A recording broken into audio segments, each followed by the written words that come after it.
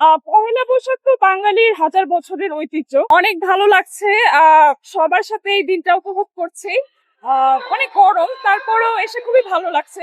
বাঙালির নববর্ষের প্রথম দিন। বাসায় বসে থাকতে ইচ্ছে করছিল না, চলে আসলাম আর কি। পহেলা বৈশাখ তো বাঙালির হাজার বছরের ঐতিহ্য। আমরা বাঙালির যারা আছে তারা মনে হয় সারা বছরই মানে মুখিয়ে থাকে কখন নববর্ষ আসবে, একটু ঘোরাঘুরি করব।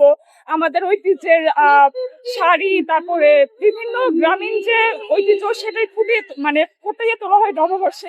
এই আর কি, তো এই দেখতে ভালোই লাগছে আর কি, উপভোগ করছে এই আর কি। 1433 বঙ্গাব্দ ঐতিহ্যের অংশ হয়েছিল যতদূর জানি।